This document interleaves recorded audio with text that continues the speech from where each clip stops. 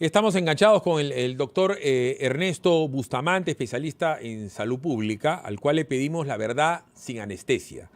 Doctor Bustamante, ¿cuál es la realidad del rebrote? ¿Estamos en rebrote? ¿Cuál es la realidad de la situación de las camas UCI en el norte del Perú o en Lima? Buenos días.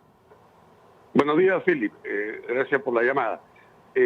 Bueno, la realidad es que parece que estamos en rebrotes locales, que si no son atenuados rápidamente y efectivamente pueden convertirse en pequeñas olas regionales que constituirían pues lo que sería una ola nacional, que es lo que todos tememos, porque no tenemos la capacidad de respuesta hospitalaria para poder tener para poder atender a una gran masa de pacientes, ¿no?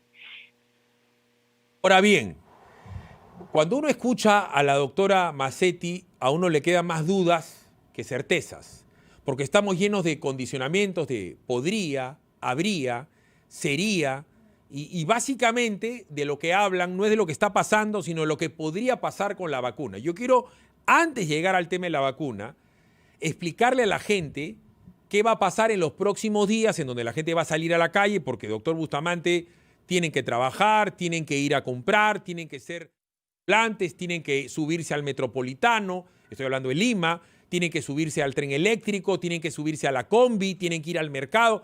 La vida cotidiana de la gente es lo que es aquí en Arequipa, en Chiclayo, en Cusco, en Puno, en todos lados. Y el hacinamiento que se da en Lima no es el hacinamiento ni de Miami ni de Londres. Entonces, ¿qué es lo que usted vislumbra en las próximas semanas para con el rebrote? Yo vislumbro un aumento de rebrotes locales, de brotes locales, que no van a poder ser controlados. No veo evidencia que haya la capacidad para poder controlar esos rebrotes. A mí me preocupa mucho la manera como da su discurso la doctora Mazzetti, nuestra ministra de Salud, porque si bien es cierto el ser ministro es una responsabilidad de corte político, cuando ella habla desde la cartera de salud, yo creo que debe hablar como técnica antes que como ministra política, digamos, y no enfatizar tanto el tema comunicacional bonito, sino decir la verdad cruda y dura, tal como es, porque eso es lo que va a evitar que la gente se enfrente a pecho descubierto, sin saberlo, a un virus que lo puede matar. Entonces, a mí me parece que, por ejemplo, no estamos detectando. ¿Cómo podríamos decir que hay un rebrote? Ahora lo que estamos haciendo es contando muertos o contando gente que ocupa camas UCI. Pero esa es la manera tonta de hacerlo. La manera inteligente es contemos quiénes están infectados, porque eso ocurre 2 semanas antes de que la persona pueda llegar a la cama hospitalaria. Pero para contar infectados, pues estamos usando todavía las pruebas rápidas. Es lamentable, pero ayer el 12 de este mes, anteayer, se hizo 11.000 pruebas rápidas. Y el día previo 9.000 y pico, y ayer 9.000 y pico. Entonces, seguimos haciendo pruebas rápidas. No, rápidas. Y rápidas, las serológicas rápidas, las malas, las que no sirven para detectar virus. Y se usan para eso. O sea, así estamos contando los positivos, con pruebas rápidas. Hoy, 10 meses después de que ya se le advirtió al Ministerio de Salud que esas pruebas no sirven para ese propósito. Entonces, yo no entiendo. En este momento, claro, usted me dice sí, porque las camas UCI están siendo ocupadas, es verdad, pero estamos viendo el final de la película. ¿Por qué no nos enteramos al inicio de la película? Contemos bien los infectados, en vez de ponernos a contar los muertos, que es lo que hicimos durante toda la pandemia. Hemos contado SINADEF, hemos contado los muertos, ahora nos anticipamos a los muertos un poquito viendo la ocupancia de las camas UCI, pero por favor, lo importante es saber quién está infectado para que esta persona pueda tomar las previsiones y deba evitar caer en una cama UCI, ¿no? Por ejemplo, recibir oxígeno medicinal fuera de UCI, previo a ingresar a un hospital o ocupar una cama hospitalaria. Y todo eso se tiene que hacer detectando, pero no estamos detectando. Estamos usando pruebas moleculares en muy pequeña cantidad. Más es lo que se hace en pruebas moleculares en el sector privado. Y cuando vemos las pocas pruebas moleculares que se hace en el sector público, que son como 5.000 o 6.000 al día, hay un incremento de positividad, hay un incremento. Lo poco que se hace arroja incremento. Cuando uno mira las pruebas rápidas, no se ve incremento. Y justamente porque las pruebas rápidas no sirven. Y ahora, Más, si miramos doctor, privado, hay incremento más notable que la del sector estatal. ahora vamos al tema de la vacuna. El tema de la vacuna ha sacado a la gente de lo real, lo que va a pasar en este mes de diciembre, febrero, marzo. Claro, pues lo real. están engañando. Entonces, Están engañados. yo pido que usted se dirija en este momento hacia amas de casa, señoras, adultos mayores, porque mucha gente ya sigue saliendo a la calle y regresa a una casa. Por dar un ejemplo, algunos empleados del hogar, algunas personas que trabajan en una empresa, que tienen un trabajo, a decir, formal, salen a la calle el fin de semana, se van al supermercado, se van a tal, y regresan a trabajar sus compañeros de trabajo. Entonces, número uno, el tema de la gente que tiene contacto con los adultos mayores. Sigue trabajando normal y siguen regresando normal. Y ya no hay pruebas moleculares y la gente cree que esto ya pasó. Cuando no ha pasado, te puede dar otra vez en tu propia casa porque el chofer de la casa salió y te da. El guachimán del edificio, a la hora que te saluda, el guachimán se fue el fin de semana y el guachimán te contagia y te contagia a todo el edificio. Igual en un trabajo como el nuestro, que somos 25 personas, viene uno y puede contagiar a los demás, porque entró al baño, se sacó la mascarilla y respiró en el baño, entra otro y así sucesivamente. Entonces, un poco recordarle a la gente, le agradecería, doctor Bustamante, cuáles son los cuidados que hay que volver a tener como el primer día. Bueno, usted va a decir un trabajo como el suyo, o sea, periodismo. Usted debe saber que hay una redacción de un diario muy conocido que en este momento está con una cantidad de positivos pero increíble. Eso no ha sido noticia porque me imagino que... El Trome, para ser más claro, el diario más leído del Perú. Ya, yo no lo digo porque, claro, tuve alguna participación privada en eso y no puedo comentar. Pero hay más de 12 personas que de pronto salieron positivas. Y eso es algo que es producto precisamente de la falta de cuidado o del hecho de que algunos de estas personas fueron a cubrir las marchas hace unas semanas. Entonces, y así como estos eventos, por ejemplo, en esta redacción, hay muchos otros a nivel privado, pero que no forman parte de la estadística del Ministerio de Salud.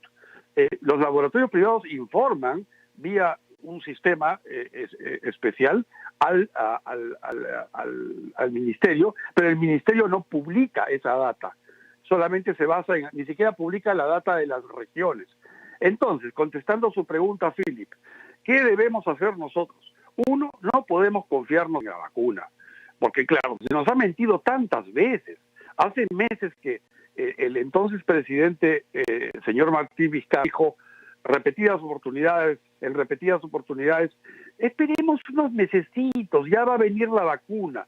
Este año ya llega, por este año 2020, ya habrá vacuna. Mentira. Hasta hace una semana el presidente Sagasti y la ministra Mazzetti decían, bueno, van a venir 50.000 dosis de vacuna a manera de prueba de Pfizer. Mentira, no van a venir. Si vienen, vendrían a fines de enero y eso. Yo pienso que no vienen todavía. Y el resto de las vacunas, pues, no se ha firmado acuerdos serios, no se han cerrado acuerdos. Lo que se ha hecho es intenciones, cartas, acuerdos marco, pero las empresas privadas no funcionan en función de acordes, en términos de acuerdos marco. Esos son términos del Estado. La empresa privada funciona, ponme la plata y ya tienes contrato firmado. Así es. Y simplemente... Más, doctor, una cosa es una opción de compra donde tú te pones en la cola por la importancia, por dar un ejemplo del tamaño de la compra. The Economist, que no es Bustamante, ¿no es cierto? Porque decir, no, Bustamante ahora está con Keiko. Bueno, lo mismo lo dice el doctor Hernández, que no está con nadie, lo mismo lo dice el doctor Gotuso, que no está con nadie, lo mismo lo dice el propio asesor del directorio en este momento del Seguro Social, que es el señor Ugarte, que ha sido ministro de Estado y que ha sido un hombre con COVID. Dice, no hay frío, no hay capacidad de poder, cadena de frío, capacidad de almacenamiento y distribución. Y todos concluyen en que esto es una situación incierta entre el segundo trimestre, es decir, abril, o comenzar en el mes de junio. Y The Economist, que no son ninguno de ustedes, dice que el Perú lo va a tener en el año 2022. Claro.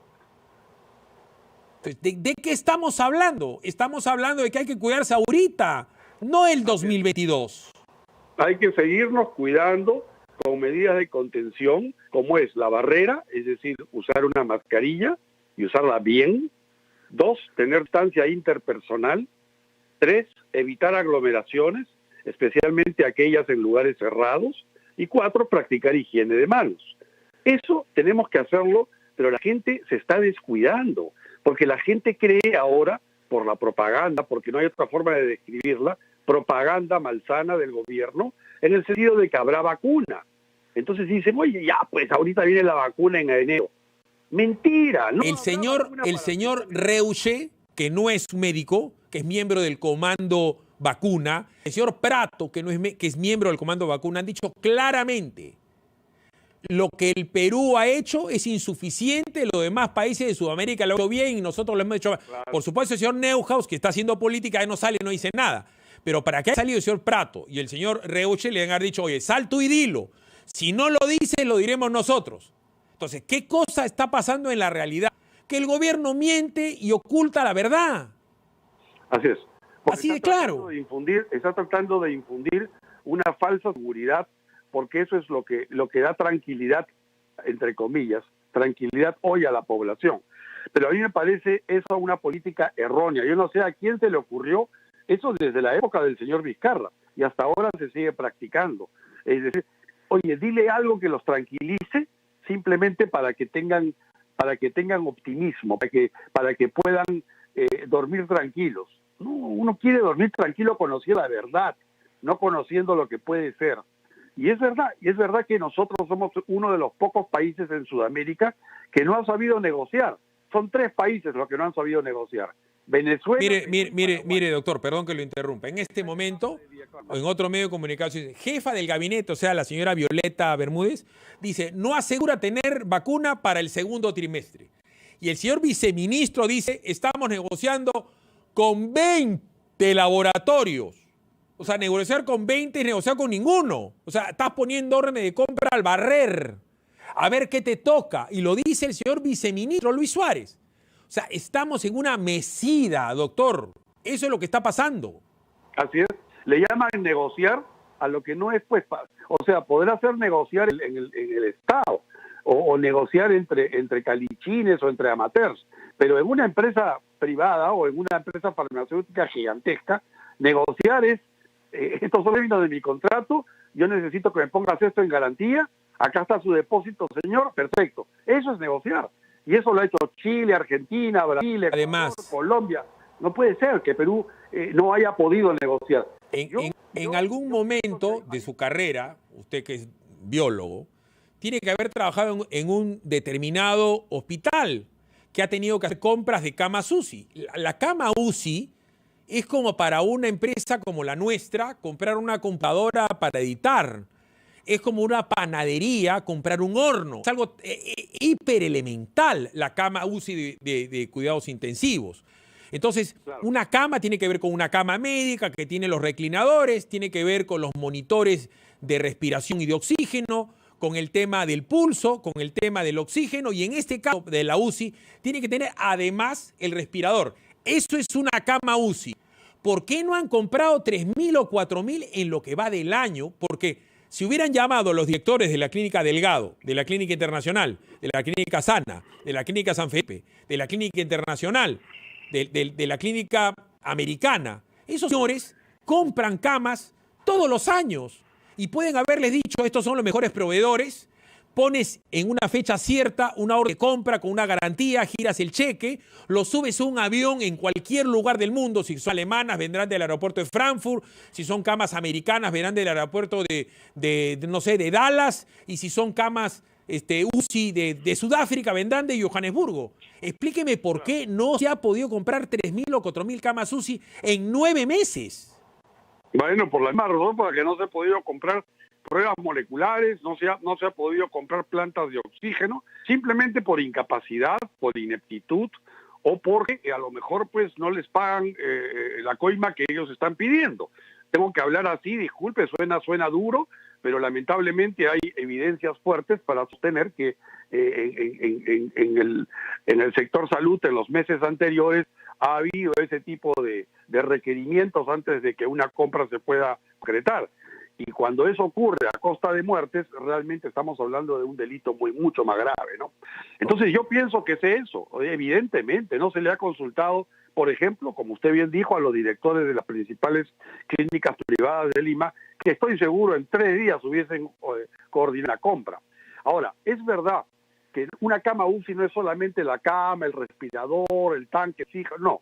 También se requiere un equipo humano especializado. No hay suficientes intensivistas, pero sí ha habido suficientes meses como para entrenar a otros médicos que tienen especialidades parecidas, como por ejemplo anestesiólogos, internistas, para que adquieran algunas capacidades que le corresponden a los intensivistas y que sean capaces de administrar no 1.500, sino 4.000 camas UCI cuando éstas se requieren. Doctor, todo ese tiempo se ha perdido.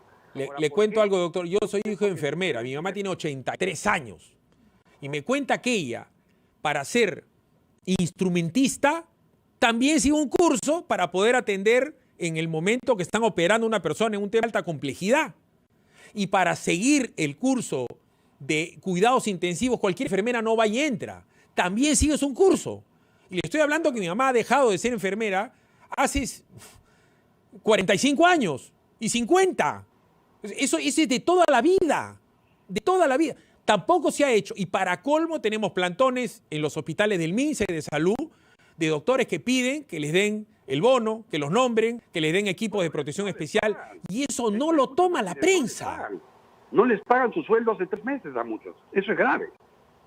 Y sale el doctor Ugarte, dice, vamos a necesitar 40.000 especialistas en salud para poner la vacuna. ¿De dónde van a salir 40.000? Si los que están ya no quieren regresar porque no les pagan. Claro. Entonces, estamos... Yo creo que, por ejemplo, se ha cometido un grave error en preparar lo que se llama campaña de vacunación. Eso lo haces cuando tienes la vacuna lista y la logística armada. Lo que hay que hacer es un programa de vacunación y programar escenarios distintos, con vacuna que requiera menos 70 grados, vacuna que requiera menos 20 grados, vacuna que requiera 4 grados, y esos escenarios trasladarlos a planes dentro de un gran programa. Y estar listo para cuando llegue la vacuna.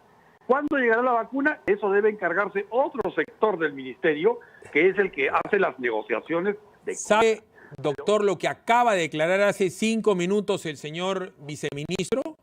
En cualquier momento tendremos novedades.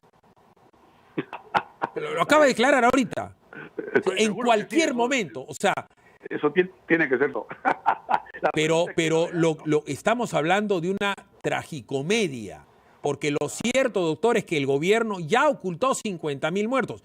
Que en la zona rural, cuando la gente se ha subido al transporte interprovincial, no es que se ha quedado en Ayacucho, han subido a las alturas de Ayacucho, no es que se han quedado en Andahuaylas, han subido a las alturas de Apurímac, no es que se han quedado en Cajamarca, han subido a las alturas del segundo, tercer depósito más pobre del Perú, que es Cajamarca, y así ha pasado en la selva y en la... Entonces, cuando han subido al pueblito de 200 personas y se han muerto 10 o se han muerto 5, eso no están en ningún conteo.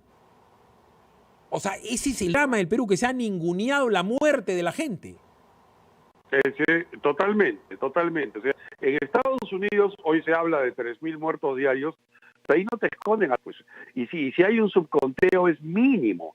En el Perú, en cambio, es que, Philip, hay que tener en cuenta una cosa. Una de las grandes razones para el hecho de que la diferencia entre los confirmados por COVID, que son 36.000 hoy en día, y el exceso en SINADEF, que es 88.000, es porque la manera como se confirma o como se trataba de confirmar era con prueba. Entonces, claro, cuando estábamos en el muerto 15.000, por ejemplo, y aparecía un nuevo fallecido, claramente COVID, pero le hacían una prueba rápida hasta post-mortem y encontraban negativo, un falso negativo. Entonces no lo podían clasificar como confirmado y pasaba a ser del grupo SINADEF.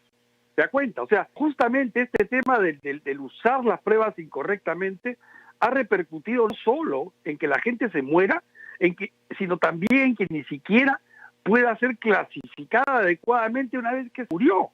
O sea, ni siquiera tiene la la dignidad de poder ser clasificado con la causa de muerte que le corresponde. Y naturalmente eso refleja en las expectativas y en las estadísticas y en las proyecciones que como país hacemos ante el resto del mundo. Entonces, claro, naturalmente no nos en serio ni las compañías que hacen vacunas, porque no sabemos contar nuestros muertos, evidentemente dirán estos, a lo mejor no vamos a negociar por gusto. O sea, los fabricantes de vacunas tienen que negociar con 180 países. Y la verdad que si viene un país chiquitito y que encima no es serio para su procedimiento de negociación, pues no nos van a prestar la mayor importancia, ¿no? Y eso es lo que ha estado ocurriendo. Hemos tenido países más pequeños que nosotros que han tenido éxito en la negociación de ponerse en cola en la vacuna. Nosotros no. Y eso es una irresponsabilidad cuando uno es gobernante.